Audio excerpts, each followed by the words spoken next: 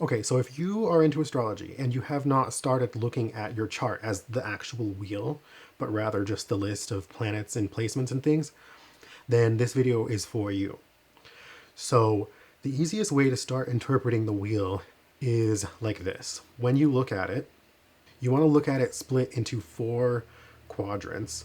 So you have the first quadrant, which is all about yourself and your personal identity. The second quadrant is going to be where yourself starts to meet the world. The third quadrant is going to be more so about other people and relationships and stepping outside of yourself pretty much as far as possible. And then the fourth quadrant is going to be where the outside world then connects back to you. So if you're a person that has a lot of things clustered in one of these places or 2 of them, you can see sort of where your life is going to be focused on. So are you a very identity type of person where you have all these things in the first quadrant and maybe the fourth quadrant? And so everything's very much about self and character building, and relationships and all those things come secondary? Or are you a person where everything is over here on the side and your whole life's focus is about other people and relationships? Down here, it could be about expressing yourself or like taking care of other people. Up here, it could be about completely just going all in on other people and learning and stepping higher outside of yourself. If you have a lot of things at the top, it can be that you're a very career oriented type of person, or you're very much about building yourself up and getting to that apex of life, becoming bigger, better, stronger, more, building a legacy. If it's like down at the bottom, it's very much about like home and like emotions and things that happen under the surface as well. If everything's on the bottom, things are usually all internal, they're happening under the surface.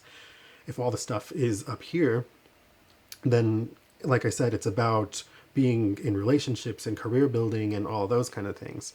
So you can literally just interpret it by looking at it in that way. Like all the self stuff is going to be over here. All of the other stuff is going to be over here.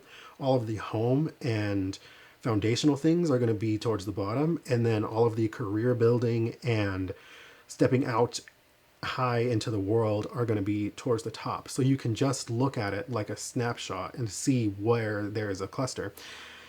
Oh, some people will have things everywhere. It's called a splash pattern, where there is just planets all over the place. And then you have a life that's not really focused in one direction. You're experiencing all the different aspects of life. So that's just something you want to look at, because you can't really see that when you're just looking at a list of your placements and stuff. You might have a lot of stuff in one sign and those kind of things. But if you really want to see what areas of life are really highlighted or activated for you personally, you want to actually, really see it in the chart. And it's not as intimidating as it seems to start to understand.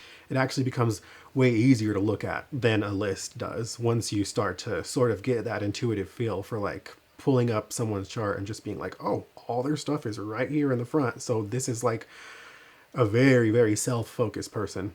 Or, oh, look, all their stuff is up here in this corner. This person is like all about, being in other people's business.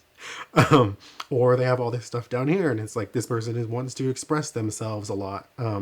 But yeah, that's just something that might help you out if you have not started looking at the wheel yet.